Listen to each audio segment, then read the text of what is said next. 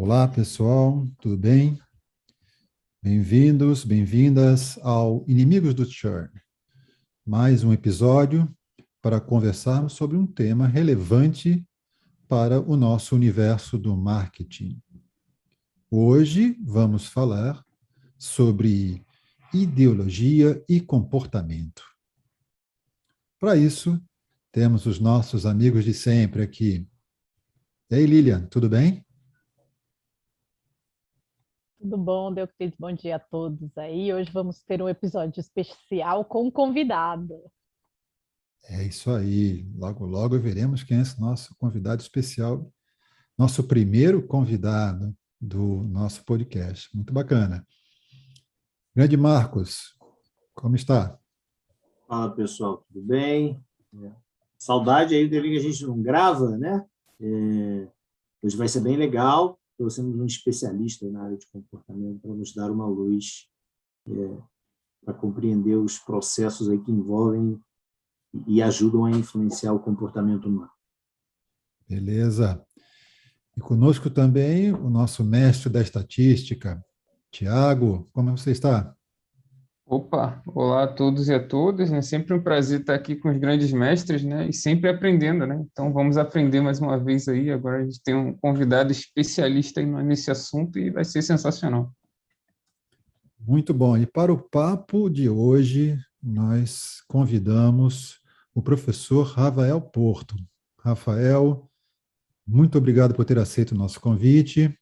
Tudo bem? Bom dia a todos vocês, é um prazer estar aqui junto com vocês, mesmo numa vertente virtual, né? Muito prazer estar aqui. Beleza, Rafael. Nós sempre esperamos ter um convidado assim para a gente bater um ótimo papo.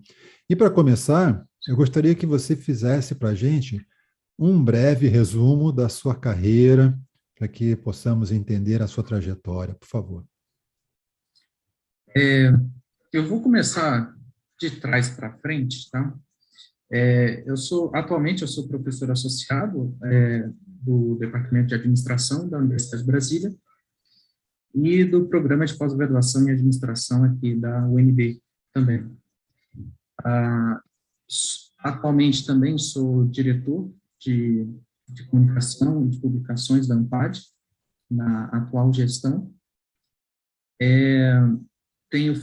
Sou doutor em ciências do comportamento pela Universidade de Brasília, pós-doutorado em economia comportamental pela Cardiff University, e tive mestrado, né, em psicologia social e MBA pela Fundação Getúlio Vargas em estratégia empresarial e graduação em comunicação social pela Escola Superior de Propaganda e Marketing. Basicamente, eu me divido aí em atividades como pesquisador, né, o meu foco, professor e consultor, né, dentro da área de marketing. Então, eu me divido entre essas três atividades aí. E um dos meus temas de pesquisa é comportamentos de consumidores, né, em termos gerais, mas consumidores no sentido amplo, que pode abarcar aí leitores também e outras pessoas, né? Mas, como um todo, comportamento do consumidor é o meu foco. Muito bom. E para trazer a base da nossa conversa de hoje, lembrando, é uma conversa técnica descontraída, né? Sem muita formalidade, e eu vou chamar o Marcos, que vai trazer aí alguns papers, algumas coisas para a gente começar a bater o papo sobre esse tema de ideologia, comportamento e tudo que está relacionado aí. Vamos lá, Marcos, qual é o primeiro que você pode trazer para a gente? Bom, vou trazer em bloco. Vou falar sobre os dois primeiros, depois eu falo sobre os outros dois. Essa questão de ideologia, né, ela sempre despertou meu interesse sobre como isso pode ajudar a influenciar o comportamento, como, sei lá, você pode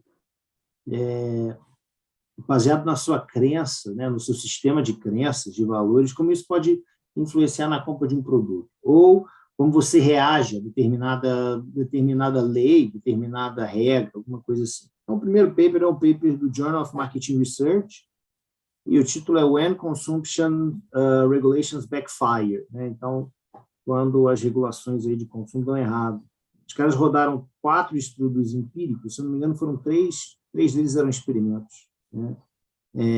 Baseado aí em grupos conservadores e liberais nos Estados Unidos. Eles descobriram que os conservadores norte-americanos aumentam o uso de smartphone quando uma lei é promulgada impedindo essa atividade. Aí você pensa, ó, o cara está lá desenhando a política pública, elabora a lei, né, para, sei lá, tentar diminuir, né, o uso, e acontece o contrário, né, o fato está associado a uma parte à ideologia, né, o cara vai se comportar de maneira não planejada.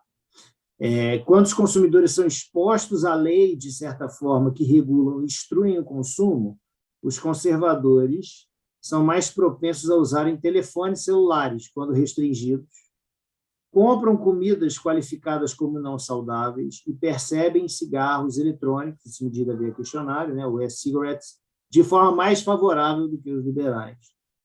Aí tem uma coisa que é muito interessante, que eu achei. E aí eles testaram uma moderação no último estudo, que esses efeitos eles não são observados como uma fonte, quando uma fonte não governamental é usada. Então, isso modera. Então, quando quem emite esse regulamento ou instrução é uma fonte não governamental, não há essa diferença no comportamento, ou quando a mensagem do governo é emitida como notification, em vez de warning.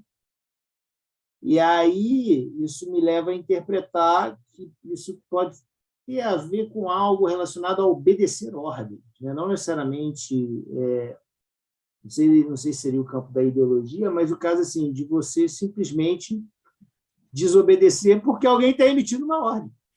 Porque se for emitido via notificação, né, isso desaparece. Enfim, vou falar primeiro sobre isso, depois a gente fala sobre os outros. É uma pergunta aqui, você me deu uma. Você disse que tem consequências não esperadas. Quer dizer, criam-se regulações, criam-se leis, e eu lembro aqui o caso do Brexit, que foram fazer o Brexit, implantaram, acham que a gente vai ter um resultado, isso, e acaba dando outros resultados não esperados pela maioria ou por quem teve aquela ideia.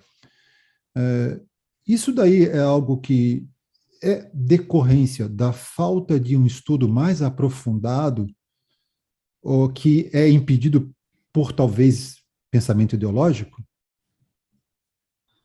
Eu não sei, assim, eu acho que uma coisa interessante é a gente pensar o seguinte: de um lado está o cara de gestão pública elaborando a política pública para com vista assim, mais de marketing social, né? Uma pessoa quer consumir uma coisa aqui perto, um cigarro, eu vou colocar aqui um aviso, né, de que ele não pode fazer isso, porque tem outras pessoas, né, que estão aqui e podem sofrer a influência da fumaça do cigarro e tal.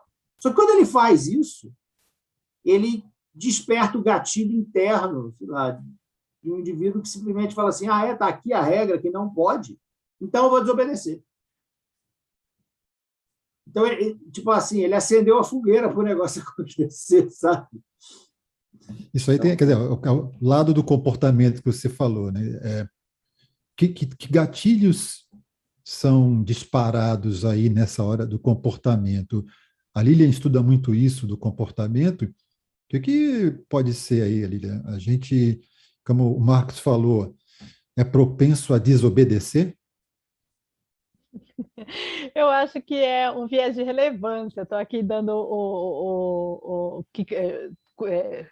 levantando a bola para o Thiago quicar.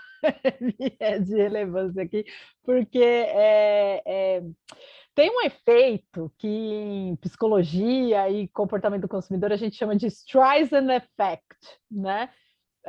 Assim, é por causa da Barbra Streisand, tá? quando você...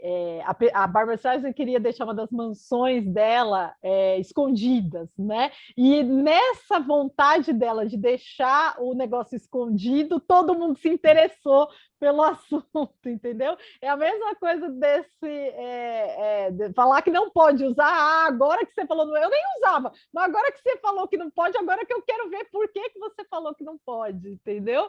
Então, pode ser viés de recência, viés de relevância. Eu conheço isso como efeito Streisand. É tipo aquela coisa, né? Lei seca, não pode beber. Ah, já era. Vai vender mais bebida.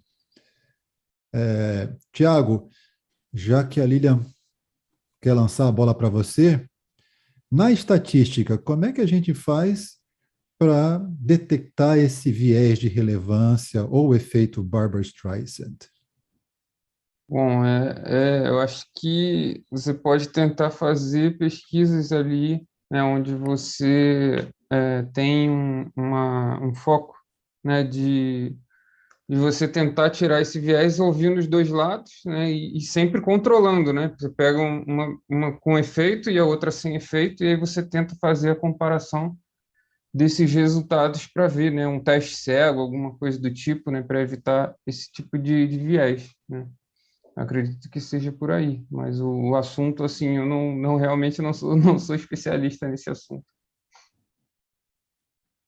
Tudo bem, do ponto de vista estatístico, é isso aí. A gente tem que pensar em como vai fazer a amostragem, as medidas, etc. E como vai aplicar todas as técnicas. Eu puxo aqui, tem talvez alguma provocação para o Rafael. Este comportamento tem como ser evitado?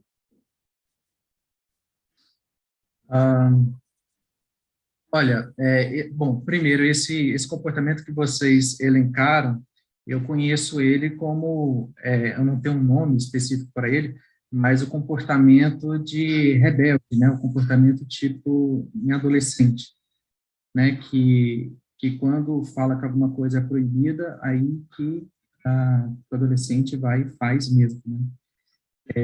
Então, nesse sentido, o comportamento, ele, ou a pessoa que se sente proibida, né, de fazer algo, aquilo termina virando um motivador para ela fazer, em vez de ser um inibidor, né, o falar sobre, né, falar que é proibido alguma coisa, isso aí atiça, né, isso aí faz com que gere talvez algo que a pessoa nem tinha se atentado a respeito do assunto, era neutro para essa pessoa, só que aí no que alguém comentou que era proibido, aí essa pessoa se atentou àquilo. E aí, no que se atenta àquilo, e aí essa pessoa já vê se tem algo contra quem está emitindo a mensagem, essa pessoa já pode pensar, olha, eu posso correr atrás ou dessa informação, ou desse comportamento, né, que teoricamente está sendo proibido, para provocar quem está emitindo a opinião, né? Bom, pelo menos é o que eu tenho visto em algumas pesquisas, né, a respeito do assunto. Agora, é um comportamento relativamente comum, né? A gente ser proibido de fazer alguma coisa, quem quer que seja, né, que fale para a gente, é proibido tal coisa. Como Caetano Veloso já dizia, proibido proibir. Quando coloca essa situação de proibido, é que vai fazer com que a gente, não que a gente faça, mas que pelo menos a gente se atente àquilo, né? Que a gente comece a prestar atenção naquele assunto e vai, né? Então, isso teria algo a ver com, sei lá, alguma questão evolutiva? Não sei se isso seria talvez algo que veio com a questão da evolução da raça humana e teria algo da teoria da evolução que poderia explicar esse comportamento? Olha, Eu sou bastante favorável a essa corrente teórica. Então, as explicações comportamentais humanas, né, em termos gerais, não especificamente só dessa, tem vários comportamentos nossos que são que são ambientalmente estimulados. Então, a depender do contexto ambiental que a gente está, que a gente se insere, esse ambiente estimula determinados comportamentos ou inibe outros comportamentos. Então, esse mapeamento ambiental de como do que está sendo estimulado naquele ambiente pode levar você a fazer ou a não fazer determinadas coisas. E a maneira como a gente se relaciona, né, essa relação de ambiente com comportamento, ela é evolutiva, que é uma situação que não é só humana, né? Os animais também, inúmeros animais, mamíferos enfim, né, pelo menos animais que são sociais, né, que adotam que agem em grupo, eles também têm essa relação do ambiente, seja o ambiente físico, né, ou o ambiente social, com mesmos pares, né. E então, sim, pode existir uma evolução biológica a depender do comportamento específico que a gente esteja falando, né. E tem Eu acho pesquisa. que eu posso tentar contribuir desse viés de comportamento e tudo mais, por exemplo, lá no IBGE, né, quando se fazem pesquisas com temas sensíveis, né, seja renda ou aborto, por exemplo, né, e aí você, quando aplica, né, o questionário, você tem que isolar, né, todos os possíveis geradores de vieses, né, então, por exemplo, você não pode chegar e fazer ali, por exemplo, um questionário para uma filha, né, com o pai ali próximo, né, sobre aborto, por exemplo, né, que aí vai totalmente viesar a tua pesquisa e tudo mais. Então, eu acho que esse comportamento ele é muito afetado a presença de agentes externos, né, sejam eles diversos aí, né? Nesse caso aí, por exemplo, seria a figura de um pai, né, na filha ali do questionário, por exemplo. Você sabe que tem isso também descobriram isso para ratos, em pesquisa de psicologia com ratos, aí vem o lado, eu sempre falo isso, né, em todo episódio, vem o lado feminista, né? Porque normalmente os pesquisadores, na sua grande maioria, são homens, né? E aí, uma das coisas que não se pensava é que existia uma interferência entre o sexo do pesquisador e o resultado, né, dos ratinhos lá, que é o modelo de psicologia experimental, né?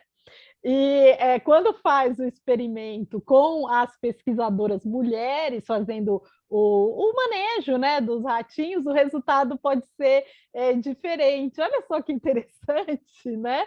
Então, a gente está falando disso. Fica claro, né, como isso funciona para humanos, né? Mas isso também, porque só juntando com o que o Euclides falou de evolução, que pode ter uma interferência ali também, né? Isso aí vem também o clássico da física quântica, da mecânica quântica, né? O observador, bem resumido aqui, interfere na medida, na observação. Lógico que não é tão simples assim, né? Isso aqui é só uma observação muito por alto. Marcos, esse comportamento, nesse estudo que você trouxe, eles vão mais fundo nessa análise? Tem algum outro elemento que possa nos ajudar a compreender isso? Então, eu fui atrás de coisa bastante interessante, tem um pouco a ver com o Tiago. Eu vou contar uma anedota e depois eu vou contar sobre o segundo paper, né? Quando eu fui para a Índia pela primeira vez, eu fui lá, o cara me chamou para fazer um projeto de pesquisa, não deu certo o projeto, enfim, mas aí ele me deu uma base de dados. Cara, isso era muito louco.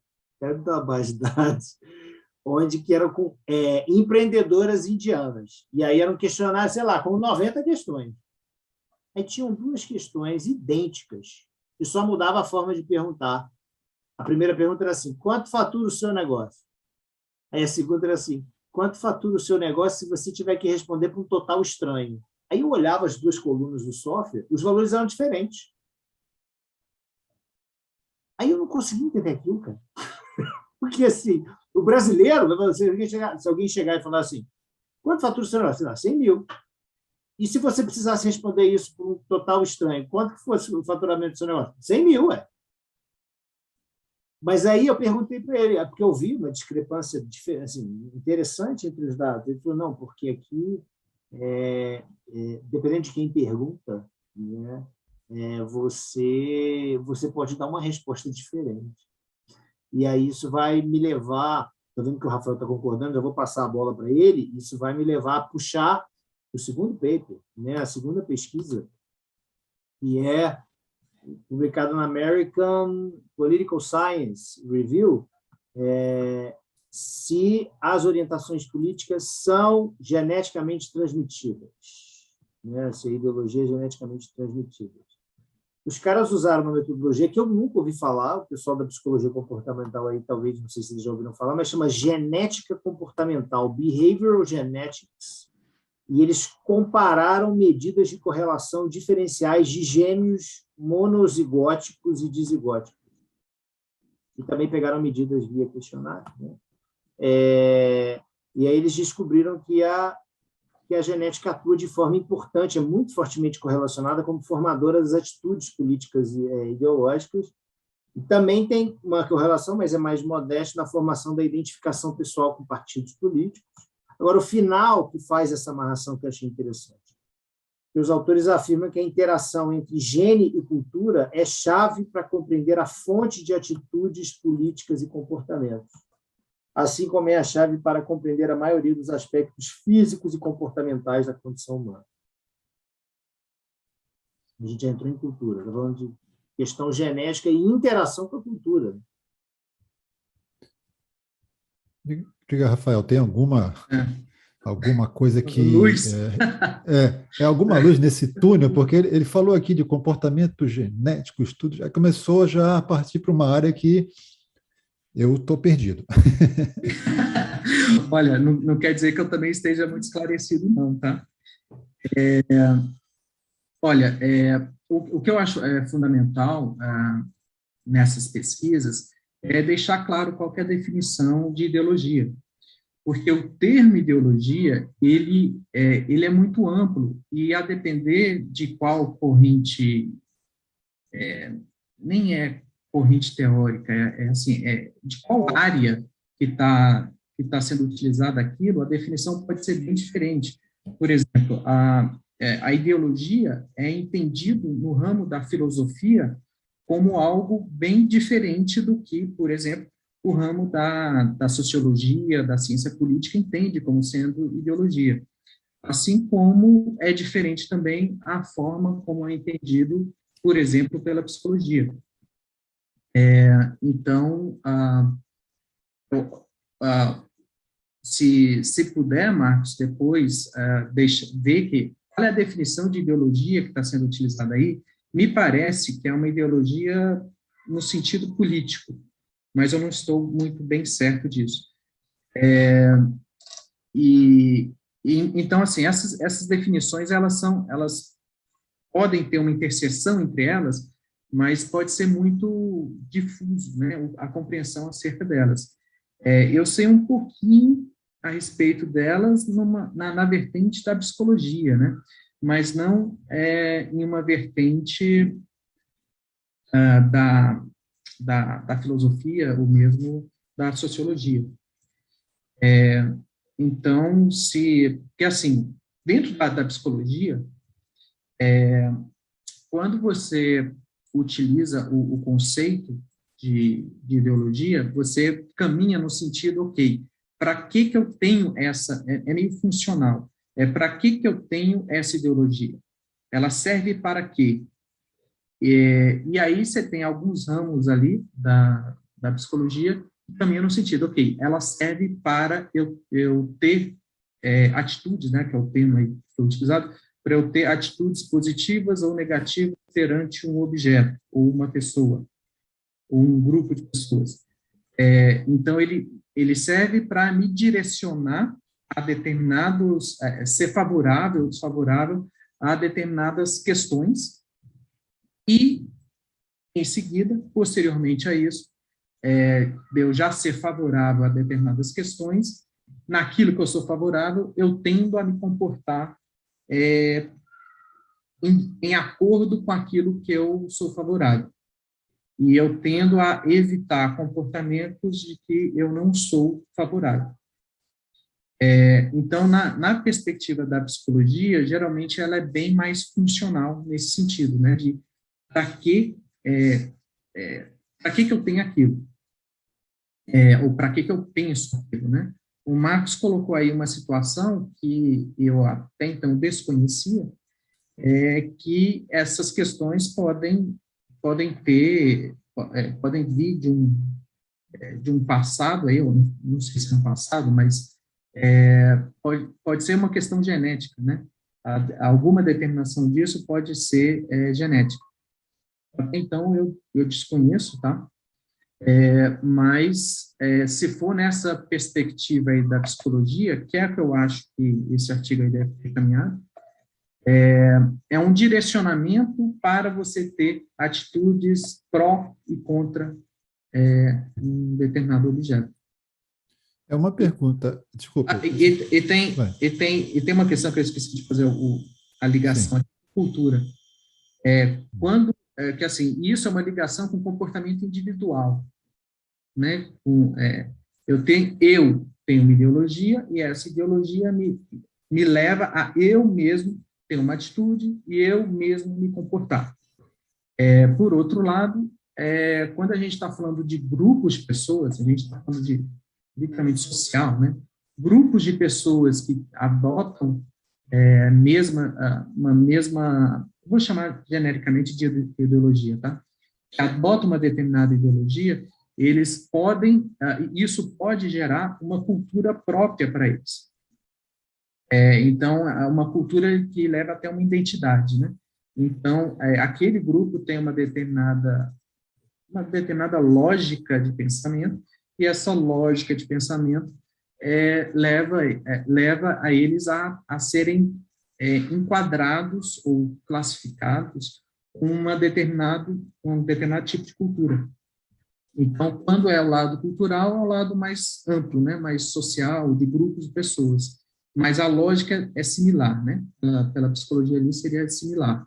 Só que a gente estaria falando de grupos versus da própria pessoa.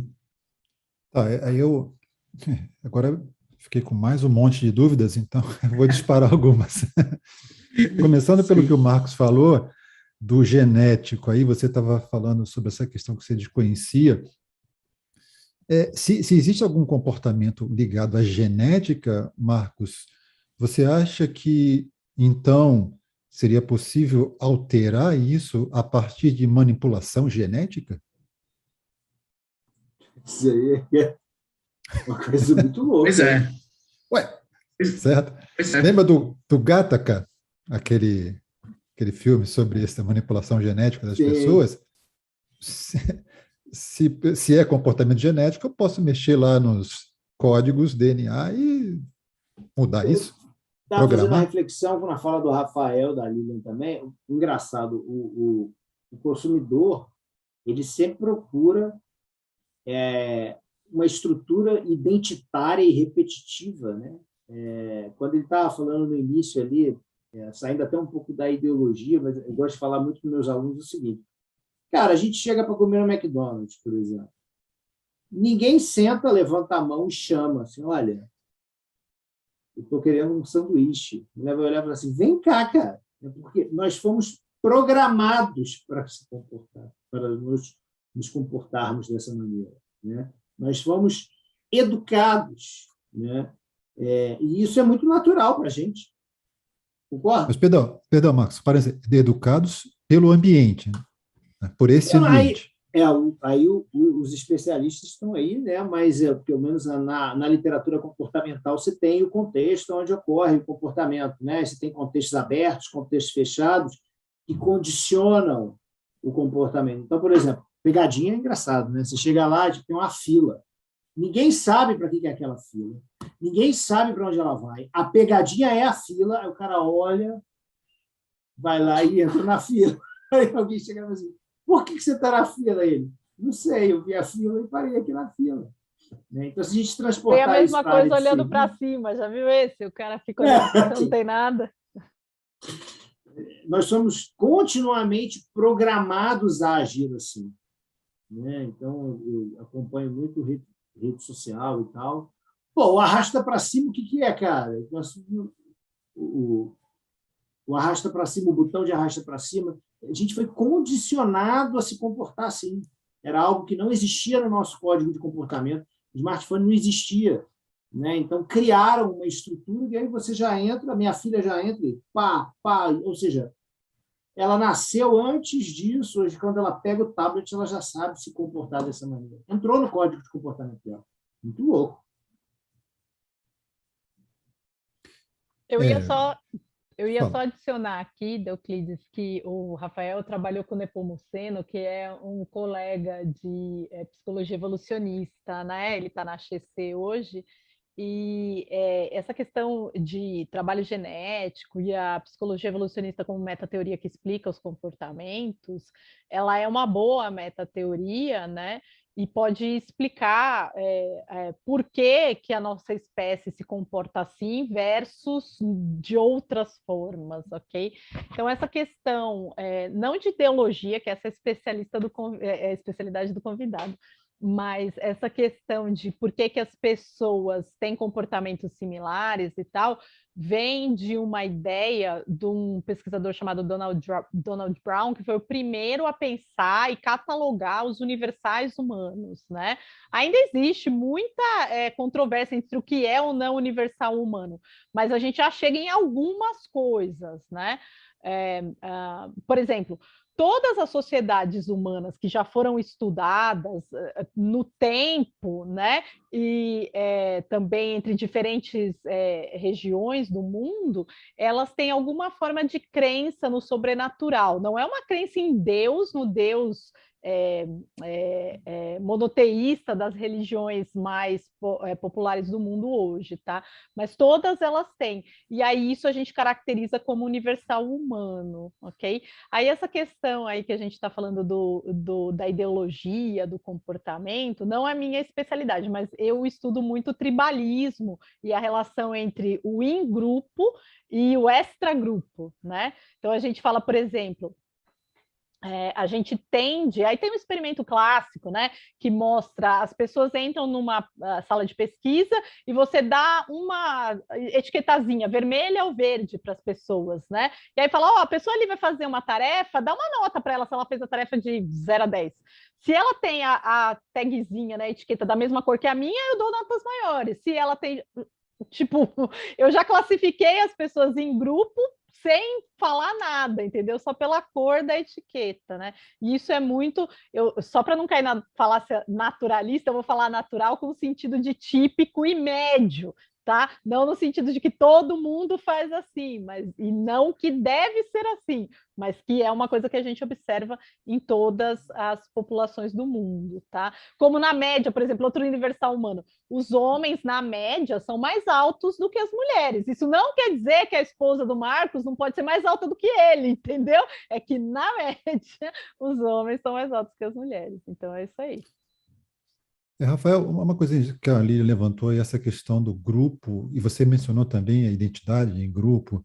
Você pode elaborar um pouquinho mais sobre essa história de como é que talvez a ideologia ou o comportamento podem ser direcionados por essa noção de que nós estamos em um grupo e assumimos a identidade, talvez, do grupo? Bom, existe já muita pesquisa a respeito disso, né? Apesar de eu não conseguir me lembrar de cabeça exatamente, vamos ver se eu consigo, pelo menos, dar um rumo aqui. Quando determinadas pessoas se reúnem e adotam, né, têm a mesma atitude perante um assunto qualquer, isso gera já identidade entre elas. É que nem, por exemplo, você... e isso é espalhado, é meio que universal também. Uma Lívia é meio universal. Isso quase em qualquer lugar. Por exemplo, quando você torce para um time de futebol e aí você encontrou outra pessoa do mesmo time que você, isso daí você já tende a encontrar, mesmo que você nunca tenha visto essa pessoa antes, mas você sabe que ela é do seu time, isso daí faz com que você já tenha uma certa simpatia, digamos assim, pela pessoa, mesmo que você não conheça, e se ela for do time contrário, pode ser que isso aí já te faça a ter uma posição contrária a essa pessoa. Então, essa situação de você ter, né, atitudes, um conjunto de atitudes, e todos nós temos, né, todos nós acreditamos em determinadas coisas, somos favoráveis ou desfavoráveis a uma coisa ou outra, isso daí, quando a gente encontra uma pessoa que também é favorável, isso vai gerar identidade. E possivelmente a conversa, inclusive, vai fluir, né, se for favorável ali, vai fluir a conversa, pelo menos vai iniciar uma conversa, né? E aí, né, nessa interação, você pode descobrir novas coisas que essa pessoa, que você tem afinidade com essa pessoa também. Então, e nisso daí só vai reforçando a identidade. E aí, se você faz isso, né, par a par, no todo, você vai ter um grupo grande ali de pessoas que têm aproximadamente a mesma identidade, acreditam nas mesmas coisas, e aí, ao acreditar nessas mesmas coisas, elas tendem a adotar algum tipo de comportamento que todos eles concordam, né? E muitas vezes entra em conflito com outro grupo que tem opiniões contrárias àquela, mas que eles, por si mesmos, né, já concordam entre si e que também vai direcionar um outro comportamento. E aí, esse comportamento do segundo grupo pode entrar em conflito com o do primeiro grupo. Enfim, então isso pode acontecer aí para inúmeros assuntos, né? E aí são o que a gente tem chamado corriqueiramente nos últimos tempos de as bolhas são criadas, as pessoas ficam presas nessas bolhas e não conseguem olhar para o outro lado. E eu estou vendo também agora um fenômeno de subbolhas. Dentro de uma bolha começa a surgir bolhas um pouco compartimentalizadas que divergem num ponto ou outro. Tiago, eu consigo criar uma conexão aqui para a gente poder medir isso, porque nós somos quantitativos, né, o Tiago e eu. Então, eu quero botar isso em números e gráficos. E eu penso em grafos, teoria dos grafos. Você tem trabalhado um pouco com isso, né, de tentar. Como é que a gente pode pesquisar isso? Botar essas pessoas na medida de eu saber quais bolhas ou subbolhas elas pertencem? Eu acho que tem toda uma teoria dentro de análise de grafos, né, que você pode estudar comportamentos por meio de clusters, né, grupos que pertencem a determinados segmentos, vamos dizer assim, né? E aí, né, para a gente tentar quantificar tudo isso, né, tem métricas complexas, né, acerca disso, de o quão, por exemplo, um nó da rede, né, por exemplo, uma pessoa é influente, né, em passar informação para mais pessoas, né? E aí você pode detectar, por exemplo, fake news, né? Você detectar um nó que está passando muita fake news, né? Você pode parar, né, de ter aquele nó, né? Assim como você pode descobrir, né, subgrupos dentro daquele grafo, né? E aí você conseguir atuar, né, fortemente ali dentro daqueles grupos localizados e tudo mais, né? Então, tudo isso é por medidas de similaridade, tem também métricas mais específicas de grafos, né? Então, tem diversas possibilidades aí no estudo de grafos, né? Inclusive, quem usa muito isso é a Netflix, né, para identificar, por exemplo, usuários que são parecidos entre si, né, e que assistem os mesmos filmes, as mesmas séries, né, para como forma de sistema de recomendação, né, para novos usuários e tudo mais. Então, acho que pode estar nesse contexto. Inclusive, tem um livro de grafo muito interessante do Manuel Salles, né, que fala sobre grafos no universo de ciências sociais, né? Então, É muito interessante você trazer a análise de grafos para dentro de ciências que não são quantitativas também, né? Você consegue fazer muita coisa também para analisar comportamentos. É só um parênteses para o pessoal que não, talvez não conheça, grafos, tria dos grafos, tem vários episódios disponíveis aí em outras, nas nossas áreas de atuação aqui do Tiago e minha, vocês podem encontrar coisa lá no Statdados, etc. E a gente está vivendo uma coisa que, nesse mundo quantitativo, que a gente chama de era dos grafos, que é usada para tudo agora, grafos inclusive para fazer novos modelos de banco de dados, etc. Agora, fazer a pesquisa, aí eu vou puxar para o lado do pessoal aqui do estudo comportamental, psicológico, etc. Fazer pesquisa para poder capturar as variáveis que sejam adequadas a nós podemos fazer os grafos para dar uma visualização para essas bolhas e subbolhas, quão difícil é isso? Eu deixo para os três que estão aí no mundo do comportamento para me responder essa. Olha, eu estou com isso muito na cabeça, porque ontem eu participei de uma banca de doutorado sobre fake news, né? E a aluna tem uma ontologia relativista, né? E uma epistemologia construtivista. E sem querer falar muito, puxar a sardinha para o meu peixe aqui, porque eu sou pós-positivista, né? E aí tudo é muito hard, muito é ou não é, né? Eu acho que o perigo, tanto para os pós-positivistas quanto relativistas, é enviesar o resultado por causa de prior, sabe? Por causa de crença pregressa, né? Você tem um estereótipo ali do que você acha que vai acontecer, e você pode enviesar o resultado não porque você fez deliberadamente, sabe? Você quis enviesar, mas todas as suas premissas elas não abarcam outras possibilidades por causa da sua experiência limitada, tá? Vou dar um exemplo assim da psicologia evolucionista, né? Tem uma área da área da evolução que chama medicina evolucionista, e uma da medicina evolucionista é a ortopedia evolucionista. E aí os ortopedistas lá ficam se perguntando por que a gente vê tanto na clínica problemas assim ósseos nos pés das crianças, por exemplo, crianças que têm algum pé torto, pé chato e tal. E tudo isso era pensado em genética, né? Em parto cesárea ou plástico na comida e tal.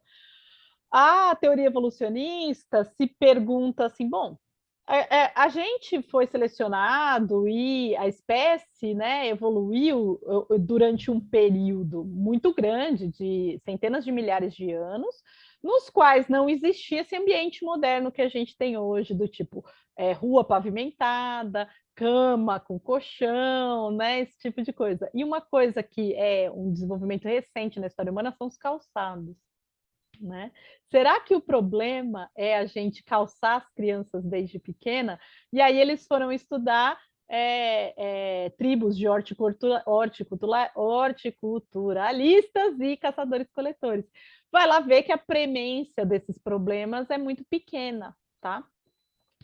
Ou seja, não precisa de uma intervenção médica para a criança, no primeiro momento, não ter esses problemas, que você precisa deixar seu filho andar descalço numa superfície que não seja pavimentada, tá? É difícil para quem mora em São Paulo num prédio, por exemplo, né?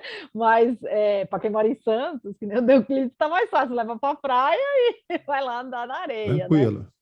A mesma coisa depois foi pensada pelo pessoal da odontologia evolucionista, né? Por que hoje o ser humano tem os dentes tão impactados, né? Então todo mundo não, né? Mas todo mundo, assim, a maioria das pessoas tem essa necessidade de usar aparelho e os dentes ficam todos um em cima do outro, né? O que está acontecendo aqui? Aí também foi se descobrir que as comidas ultraprocessadas que a gente come hoje, também a cocção dos alimentos, desses alimentos mais moles, né, mais macios. E como a gente comia quando vivíamos nas tribos, eram comidas mais duras, mais, né, que elas estressavam o osso, né? E aí isso fazia com que a arcada se abrisse, tá? Então, esse é o problema. Você está vendo como a perspectiva muda aquilo? E nessa questão da ideologia, eu tenho muito medo de quem vai pesquisar a coisa partindo de uma premissa do tipo, e isso é comum, tá? Ah, eu estou vendo que essa pessoa está espalhando fake news porque ela ganha com isso ou porque ela quer causar o mal. Uma dos comentários que eu fiz na banca foi: a gente não lê mente, né? Você pode achar que a pessoa tem uma má fé ao espalhar fake news, mas você já considerou que ela mesma acredita naquele conceito piamente, né? De que aquilo é uma verdade, né? E se a gente for falar de fake news, porque eles estão falando de fake news, né? No caso da tese era de vacina, né? Mas existem outras ideias que são pseudocientíficas que circulam e ninguém está falando nada, e ninguém chama de fake news, né? Eu não vou citar aqui porque a gente foge do juízo de valor, mas tem um monte aí, né? Então, que circula, que sai no jornal todo dia, e o pessoal, né, vai lá ver, né, a coisa que está no céu, então, e aí? E aí, Marcos, a gente pode dizer a partir disso que a Lilian falou que os ismos, seja qual ismo for, vão impactar o julgamento e as análises sobre a relação com o comportamento humano? O julgamento dos indivíduos? Dos indivíduos e também dos pesquisadores. Os pesquisadores podem errar feio nessa hora. Eu não sei se foi aqui, mas tem um paper muito famoso, que eu acho que foi até aqui, a gente já divulgou ele. Eles pegaram 29 equipes de pesquisa, pegaram a mesma base de dados, o mesmo modelo, entregaram. Foi você que trouxe esse paper, Marcos. Fui eu. Você esqueceu. Então, assim, é totalmente possível. Agora, o pesquisador, né, ele tem que ter uma certa responsabilidade quando ele assume que isso existe, né? Outro dia eu até compartilhei uma coisa no meu LinkedIn, ele até comentou, porque, achei sensacional o editorial. Os caras falaram assim: olha só, a gente ensina a metodologia da maneira dedutiva. Vai lá e deduz as hipóteses. Você senta, tem uma ideia, elabora uma hipótese, vai e testa. Só que 99% dos trabalhos, os insights vêm depois que a pesquisa já foi feita. Ela vem da maneira indutiva, né? Se for um trabalho de modeling, então a gente está aqui propondo, assim, primeiro a gente admite que existe um descasamento total entre o que a gente ensina como metodologia, né, e o que se pratica, e a gente propõe uma forma alternativa de você apresentar relatórios de pesquisa, né? Simplesmente porque as condições mudam, né? Nossa percepção muda toda hora, só que beleza. Não, minha percepção mudou aqui, deixa eu mudar essa hipótese aqui. Está mudando isso tudo, e aí? Vai fazer o quê? Né? Várias discussões que eu tenho com a Lilian sobre isso. Isso é um problema para o pesquisador, né? Então, existem formas de você dirimir esse problema, que é tipo pre-register, né? Que você registra o que você está pensando, o que você imagina que vai acontecer, o que você está testando e tal. Ou em modeling você faz os modelos alternativos também, comum. Agora, para o indivíduo, isso eu acho que é ainda mais complicado, né? Eu me vejo diante de situações assim, que às vezes eu observo, e a pessoa acha que, e a rede social ajuda isso demais, né? Ela acha que todo mundo ao redor dela, o mundo inteiro ao redor dela, pensa daquela maneira igual a ela. Não sei como a gente vai resolver isso. Porque a gente está diante de um problema, né? Isso é um problema crônico que a rede social está gerando no comportamento do indivíduo. Aí eu coloco uma polêmica na roda. Será que é a rede social que está gerando? Ou será que isso é universal humano e que o ser humano é assim mesmo e a gente tem que estar alerta a esses nossos vieses, tá? Porque se você for... Tem aquele livro que a gente fez no primeiro episódio, sabe? O Todo Mundo Mente? E aí ele fala assim, olha, as pessoas falam nos perfis das redes sociais que elas gostam de ler a New Yorker, se fosse no Brasil seria a Veja, a Piauí e tal. Aí quando você vai ver as revistas e os conteúdos que se lê online é de fofoca, né? Esses são os vídeos, as fotos mais acessadas e tal. Aí todo mundo aponta o dedo e fala, onde já se viu fulano assistir Big Brother, entendeu? Onde já se viu? Porque toda vez que tem um Big Brother novo, todo mundo fala, onde já se viu ficar assistindo essa coisa inútil, entre aspas. Só que pelo tamanho da audiência, todo mundo assiste, né? Eu acho que o Rafael podia falar um pouquinho dessa questão do descasamento entre o meu autoconceito, né, e o que eu realmente faço, né, que a gente até usa no mapa de empatia, né, o que eu penso de mim mesmo e o que eu faço não tem nada a ver. Bom, depois dessa colocação, deixa eu colocar, né? Bom, primeiro, deixa eu só resgatar algo que o Marcos comentou ali, agora há pouco. Essa parte da ciência, né?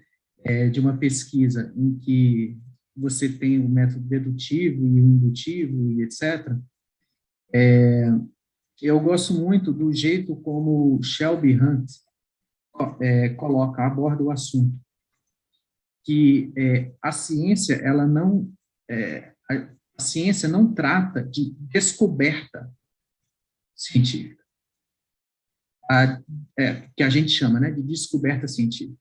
A ciência não trata disso, pelo menos o método, né? O método científico não trata disso. Ou seja, a descoberta ela pode vir de inúmeros formatos diferentes. Pode vir de você ter lido alguma coisa, de você ter visto alguma coisa, pode ser de alguém tenha falado alguma coisa para você, pode ser que você sonhou e aí acordou com um insight sobre alguma coisa. Então, essa parte de descoberta de algo, ele, principalmente de fenômenos que ocorrem na vida, né? Ele não é o cerne da discussão científica. Por outro lado, o que o método científico trata é de como testar essa descoberta. E aí, o testar essa descoberta que implica em você, enfim, tem as premissas ali, né, de você ter que elaborar hipóteses, de você ter que ter alguma teoria, elaborar hipóteses, e aí partir para o empírico e aí testar, né, para ver se aquilo é aquilo mesmo que acontece, se você consegue replicar aquilo e etc. Então, essa discussão aí termina, pelo menos pessoalmente, eu gosto muito dessa perspectiva do Hunt, que ele coloca essa situação. Então, essa coisa de você ficar discutindo se é indutivo, se é dedutivo, não interessa, porque isso aí são métodos de você descobrir alguma coisa, e a ciência não trata de você descobrir, porque qualquer pessoa pode descobrir, você não precisa ser um cientista para descobrir, qualquer pessoa pode descobrir. Por outro lado, o cientista vai e testa, né? E aí a testagem tem todo um procedimento ali de como você deve seguir para fazer aquilo. E ainda tem uma terceira coisa ali, que é a divulgação científica, né? Então, tanto faz se é indutivo ou dedutivo, ou outra alternativa, que você tem aquele insight, aquela descoberta ali, mas aí depois que você testa, aí tem uma terceira fase, que é a fase da divulgação. E aí na fase da divulgação, você tem aí que você vai ver que jeito que você vai fazer isso de uma maneira mais entendível para o leitor, enfim, né, para quem você está divulgando aquilo. E aí você apresenta, vou apresentar a hipótese ou não vou? Então vou apresentar a hipótese. Então eu preciso, às vezes a pesquisa já está feita, e aí a pessoa vai ter que escrever a hipótese para transmitir aquilo lá para outra pessoa. Para ficar mais fácil dessa outra pessoa entender qual que foi a pesquisa e o que foi testado ali, etc, etc. Eu queria comentar esse assunto, por mais que tenha fugido um pouco aí do tema aí de ideologia, mas que é um assunto bacana aí, que puxa uma corrente, né, puxa toda uma discussão, né, a respeito do assunto, e inclusive de pseudociência também, né, pode puxar esse assunto de pseudociência. Enfim, Lilian, se você, eu terminei respondendo isso aí eu terminei me perdendo aqui no assunto que você me jogou. Se você puder repetir aí para que eu possa tecer meus pitacos. Eu acho que a questão é de como que a gente não é honesto com a gente mesmo em relação ao nosso autoconceito versus o que a gente Sim. faz, né? Então, assim, até a memória, né? O pessoal que estuda a memória mostra assim, a gente lembra das coisas como a gente quer lembrar, aquilo não foi o que aconteceu, né? E isso tem muito a ver também com a ideologia, porque você fala assim, eu sigo essa ideologia, aquilo faz sentido na sua cabeça, mas no seu comportamento não é bem assim, né? Sim, sim. Existem alguns construtos psicológicos, né, que são bem testados a respeito do assunto. Você mesmo mencionou um, que é autoconceito, né? Você tem o autoconceito real, ideal, individual e social. Então, você tem o termo, né, autoconceito é o conceito que você tem de si mesmo, né? Só que mesmo para isso, né, o conceito de si mesmo, ele pode ser diferente a depender se você coloca, se é outra pessoa te dizendo quem você é, ou se é você mesmo dizendo quem você é, ou se é você mesmo dizendo o jeito que o que você é, o que jeito que você é hoje versus o que você no futuro, né? Ou pelo menos que você gostaria de ser no futuro ou no passado, enfim. Então, a pessoa pode ter N definições de si mesma ao longo de um processo, ao longo do caminho, né? E, agora, esse conceito, muitas vezes, é perceptível, né? Seja a própria pessoa de si mesmo, seja outros vendo essa pessoa, tudo isso é perceptível. E aí, a percepção, ela pode ou não corresponder com o que de fato a pessoa faz. Então, de repente, a pessoa faz algo, e aquele algo que ela fez, pela percepção dela, aquele algo é encaixado de determinada maneira. Então, ela compreende aquilo que ela fez como X. Agora, aquela mesma coisa que ela fez, outra pessoa vendo ela fazendo aquilo, pode classificar o mesmo comportamento, né? O mesmo comportamento como sendo Y, e não X. E aí isso termina levando a compreensões diferentes, entendimento diferente e a respeito do mesmo comportamento. E aí puxa outro conceito aí de dissonância cognitiva, que é quando a cognição, né, da pessoa não bate com o que ela de fato fez ou faz, né? Então ela faz uma coisa, percebe essa coisa diferente, pode perceber ou atribuir um significado diferente do que outra pessoa viu, e aí isso pode ou não levar ela a entrar em dissonância. Olha, eu fiz algo, mas eu me defino, por exemplo, eu me defino como introvertido. Porém, eu estava ali num bar completamente expansivo e etc, numa ocasião, por exemplo. Então, isso, o fato de eu ter sido expansivo naquela ocasião ali, pode entrar em conflito com aquilo que eu acho sobre mim mesmo. Olha, mas eu já me acho introvertido. Como que eu cheguei a fazer aquilo naquele bar, naquele dia? Enfim, então isso aí pode entrar em conflito com a pessoa e, ao longo do tempo, a pessoa tende a minimizar esses conflitos, digamos assim, conflitos internos, né, dela com ela mesma, né, mas só que é o pensamento dela com a ação dela. Enfim, então, isso daí puxa, é um amplo campo de pesquisa bem bacana a respeito desse assunto, né, de não corresponder àquilo que a pessoa de fato... Posso só puxar um negocinho aqui, Deoclides, eu vi que você vai falar, mas só puxar um negócio aqui para as redes sociais, né? E eu acho que a internet, ela é Eu não diria uma mala adaptação, mas ela é um fator aqui que trabalha contra a nossa, entre aspas, natureza nesse sentido, né? Eu estava conversando outro dia sobre a Nossa Senhora do Print. Nossa Senhora do Print às vezes salva a gente, né? Você manda um e-mail ou tem um tweet, fala assim, você falou essa coisa, aí a pessoa fala, não, eu não falei. Você fala que aqui, ó, você falou sim, tem o print do WhatsApp, né, e tal, tem o áudio, né, salvo, beleza. E eu acho que isso é algo que a gente, durante milhares ou até milhões de anos, a gente não tinha escrita, né? A gente não tinha arquivo para falar, o Rafael, o Marcos, eles falaram isso mesmo, né? E isso é muito recente de a gente ter o arquivo do que as pessoas estão pensando, fazendo o dia inteiro, tanto em imagem quanto em vídeo, né?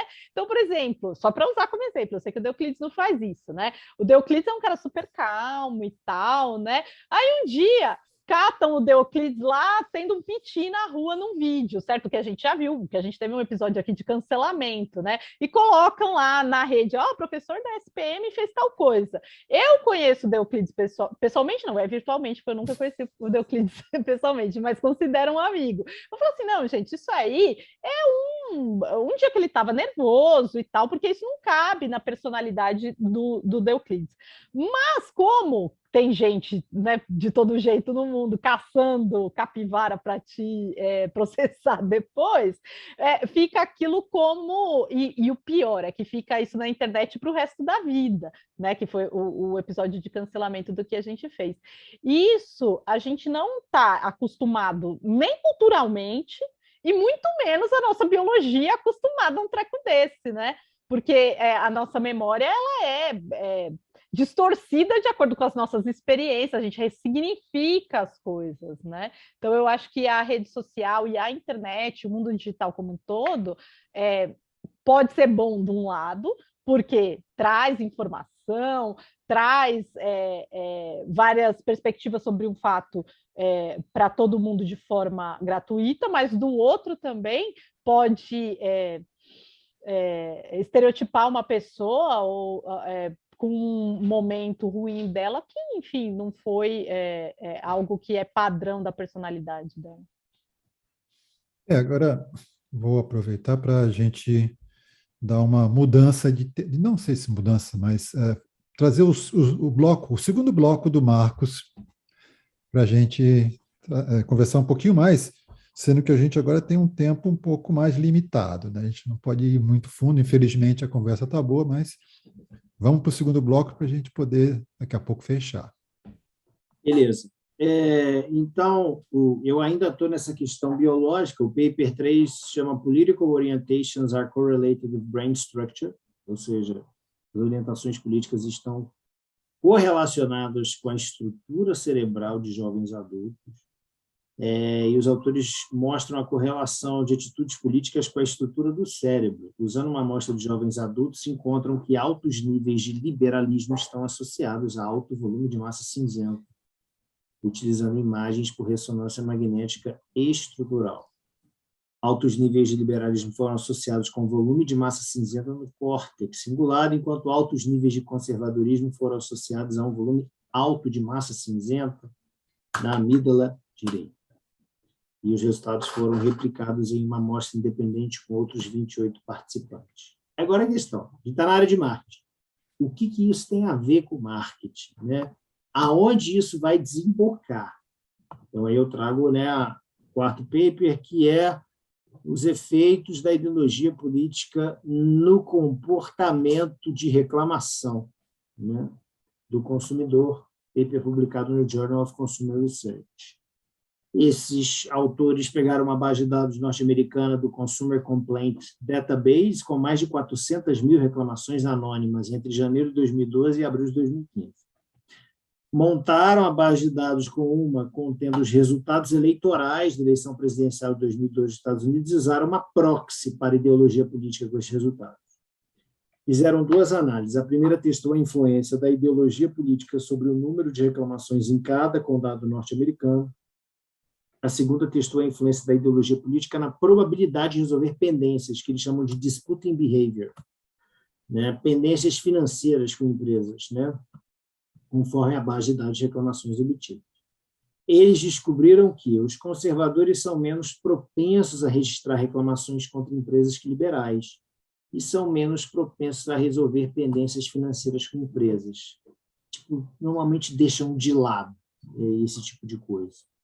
Então, é interessante a gente ver aonde que isso vai, as implicações que isso vai ter lá no comportamento, ou em estudos que buscam associar isso com o comportamento. Eu já vi também estudo que relaciona a ideologia com compra de produto utilitário ou produto hedônico, enfim. Voltamos à seara do comportamento do consumidor. Minha pergunta aqui, desculpa, só para... as métricas utilizadas para isso, né? Relacionaram com o cérebro, massa cinzenta, parte A, B. Essa medida tem que tamanho? Quer dizer, qual é o tamanho dessa correlação? Qual é a significância disso? Deixa espaço para uma dúvida? Isso é um estudo feito em laboratório, com uma amostra que talvez não seja significativa? Que questionamentos nós podemos levantar sobre esse tipo de estudo? Rafael, você pode dar uma pincelada aí? Eu acho uma ótima pergunta essa, Euclides. Que, na verdade, eu ia voltar essa pergunta para o Marcos. Me parece, eu posso estar enganado, obviamente, mas me parece que essas duas pesquisas aí citadas, elas testaram correlações. Elas não testaram, né, se estiver errado, o Marcos, mas me parece estranho pensar como causa. Né? Então tá, eu sou liberal, logo eu vou reclamar mais, ou vou reclamar de tal tipo, como se fosse literalmente uma causa e consequência, né? Então, se eu tenho isso, logo eu vou fazer aquilo. Me parece que é mais correlações. Olha, geralmente as pessoas que têm determinada ideologia, que são liberais, isso se correlaciona positivamente aí com determinados tipos de reclamações. Mas, de repente, a causa é a variável confundidora aí, né? Uma terceira variável que não foi pesquisada, eu estou supondo, né? Que não foi pesquisada e que pode causar, ser a causa, né? Tanto do aumento de reclamações, como também do fato da pessoa adotar uma ideologia X aí, né? Então, assim, me veio isso, né? Me veio que falta uma variável, não uma, né? Mas talvez algumas variáveis verdadeiramente, coloquei entre aspas aí, verdadeiro, verdadeiramente causadoras. E da outra pesquisa aí com o cérebro, né? Com partes do cérebro, pelo menos foi isso que eu entendi, Marcos, não sei se é isso mesmo. Também me parece assim, me parece ser correlacional. Por mais que tenha, né, medidas biológicas, né, deixa eu chamar genericamente biológicas, mas, ok, então determinadas ativações no cérebro estão relacionadas com determinadas, eu não sei se eu posso chamar assim, de atitudes ideológicas, enfim, não me parece ser causa e consequência, no sentido mais tradicional do termo, né?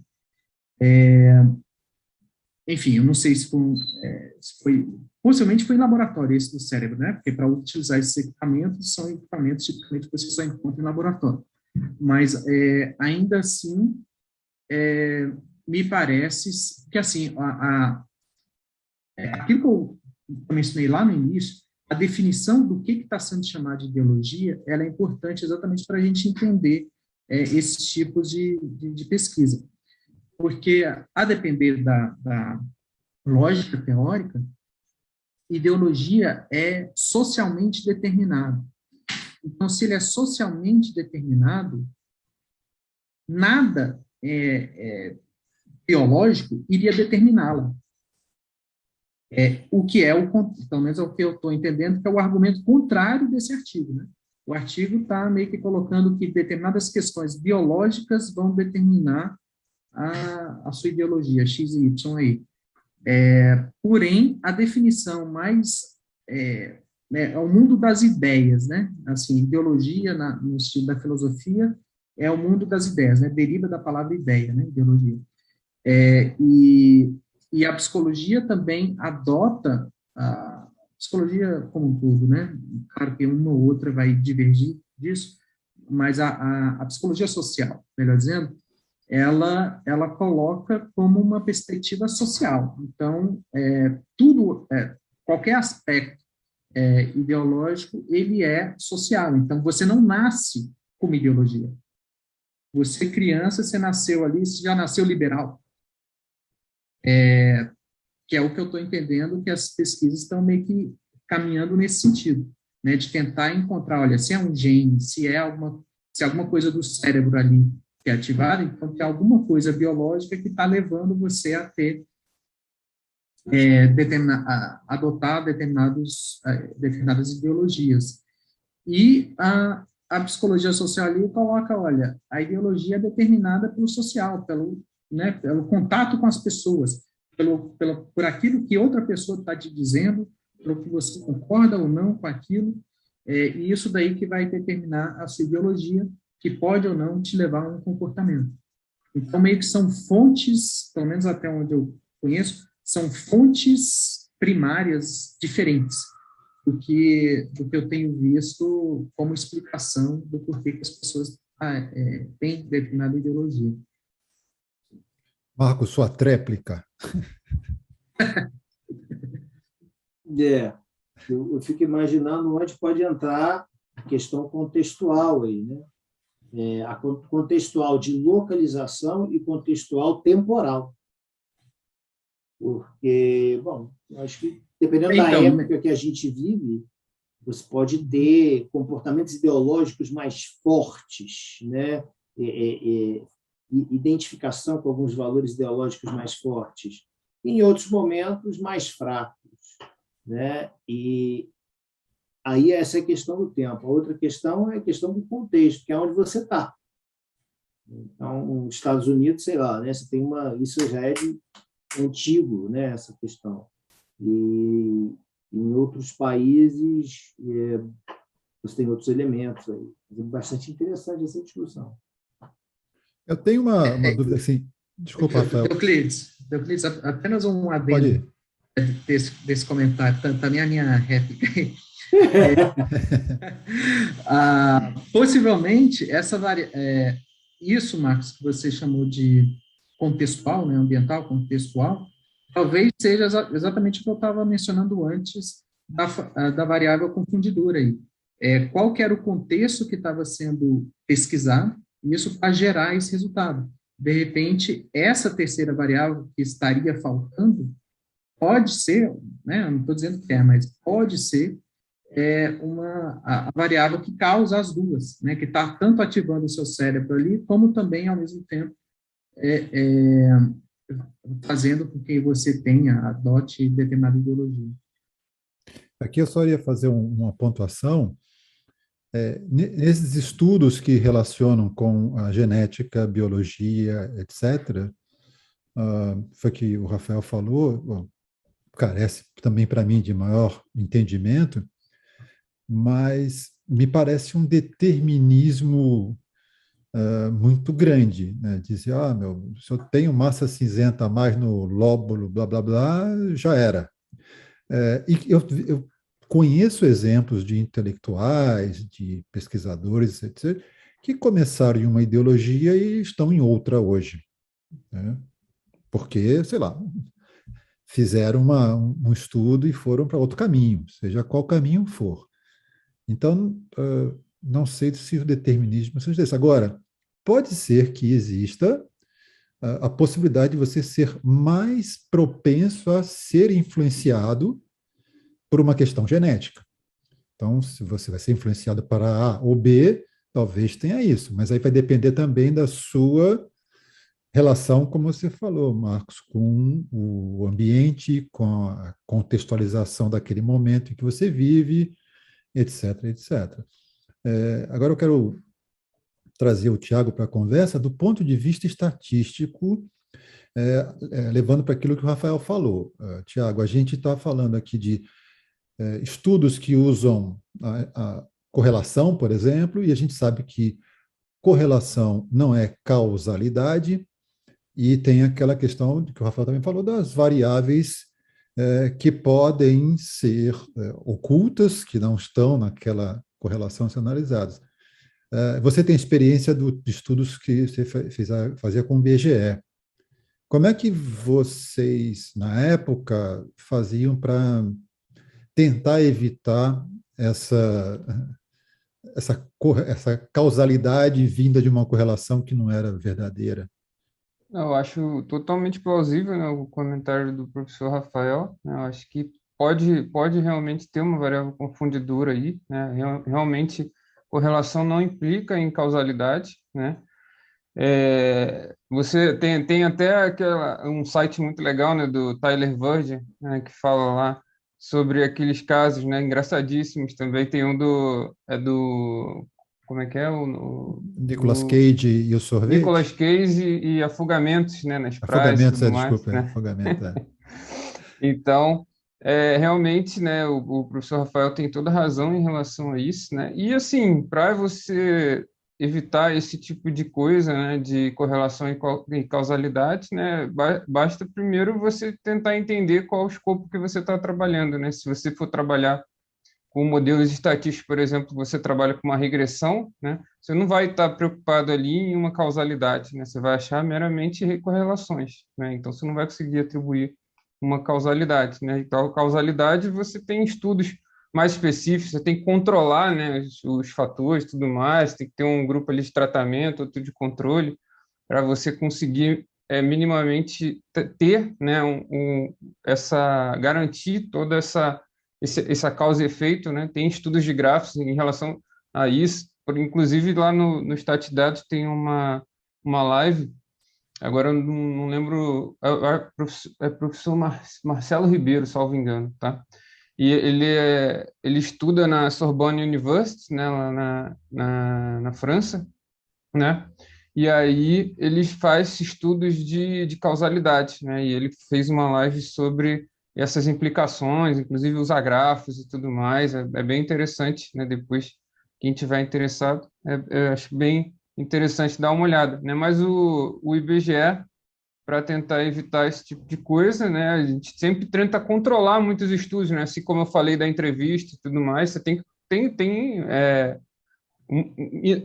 várias etapas, né, do estudo, né, acerca de um censo, preparação de um censo, por exemplo, feito em cascata e tudo mais. Todos os treinamentos têm que ser tudo muito bem observado e tudo mais, as entrevistas, é tudo milimetricamente ali calculado para você evitar vieses ali dentro da pesquisa, tá? Beleza, perfeito. E agora, para a gente já indo para o nosso término, já que o tempo aqui já está avançado, eu vou pedir uma rodada, que infelizmente o tema é muito extenso, nós não temos tempo para ir a fundo em tudo, né?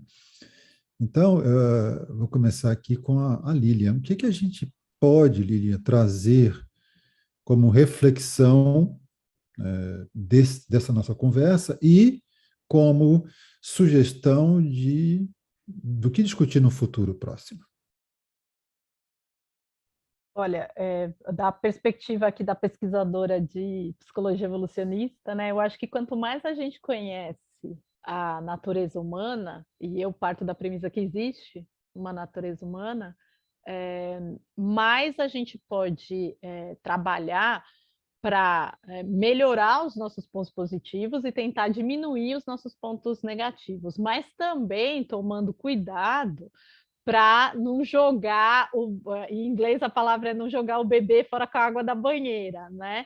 Porque muitas das coisas que a gente acha que são boas têm o seu lado negro também, o seu lado ruim, né? por exemplo, o Paul Bloom, acho que a gente já falou disso aqui no podcast, ele tem um livro chamado Contra a Empatia, né? Porque a empatia é ótima para ajudar você a se colocar no lugar do outro, mas pessoas que têm níveis mais altos de empatia normalmente também são mais preconceituosas, porque elas tendem a valorizar muito o intragrupo e desvalorizar o extragrupo. Né? Quem é igual a ela, ou quem pensa igual a ela trata bem. Ou seja, para os meus amigos tudo, para os meus inimigos, né? Aquela lei, aquele ditado, né? Falando da lei, né? Então, eu acho que conhecer a nossa natureza é importante, mas também tomar cuidado para não tentar fazer reengenharia social no sentido de deixar de lado milhões de anos de evolução que nos trouxeram e nos geraram e deixaram a gente sobreviver até aqui, né? Perfeito. Marcos, Eu acho que a gente sabe muito pouco ainda do... Engraçado não falar isso.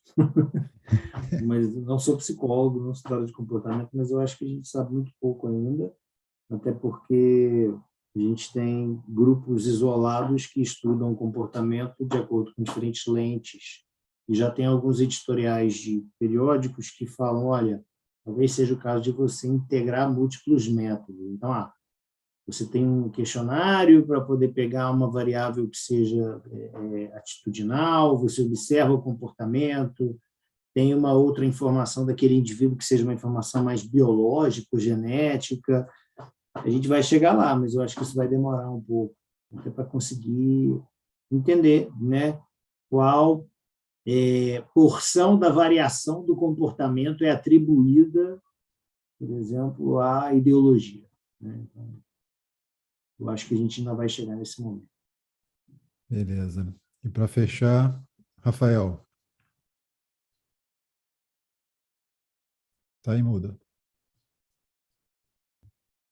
Euclides, eu queria te pedir para fazer uma finalização. Para fazer uma finalização? Sim, por favor. Isso é uma pergunta. Não, fazer a finalização, quer dizer, reflexão sobre o que nós falamos e sugestões aí para o futuro. Sim. Bom, inicialmente, mais uma dica, vou dar mais uma dica. Para aqueles que quiserem saber um pouco mais sobre né, relação de ideologia com comportamento, ou quiser saber um pouco mais sobre como isso tem sido pesquisado, eu aconselho os ouvintes, telespectadores aí, a lerem livros de psicologia social mesmo. Tem alguns livros de psicologia social que é feito para quem não é do curso, sabe assim, para quem não está fazendo nenhum curso. Então, como se fosse para leigos, né? E tem já muito resultado de pesquisa a respeito desses assuntos. Não é um assunto novo, né? É um assunto que é pesquisado aproximadamente pela psicologia social, né? Aproximadamente há 100 anos. Então, já tem muita coisa que se sabe, que jeito que funciona, como que as pessoas são influenciáveis pelo meio social, pelo menos, enfim. Então, eu aconselho, e aí tem inúmeros livros que se chama, né, Psicologia Social. Tem um autor bem famoso no mundo, mas que é brasileiro, Haroldo Rodrigues. O livro Psicologia Social mesmo, é o nome do livro. Então, pelo menos ele é um dos autores, né? Não vou me lembrar aqui todos os autores do livro, mas a minha dica vai mais nesse sentido. Aqueles que quiserem saber um pouco mais, para mim, nesse sentido aí, porque o livro é uma maravilha. Eu li ele eu comecei a ler ele, na verdade, quando eu ainda não era aluno, eu não fazia parte da psicologia, e aí ele terminou me encantando e aí até me levou a fazer mestrado em psicologia social naquela época. Então, eu acho que é uma boa dica aí para os interessados. Excelente. Eu preciso ler um negócio desse aí, né? Psicologia Social for Dummies, porque Opa, somos só dois. somos dois, né, Tiago? O pessoal do quantitativo aqui tem que ler essas coisas, senão. Bom, gente, olha, muito obrigado, Rafael. Pessoal, muito obrigado por este dia de conversa e gravação e nos falamos na próxima. Um abraço.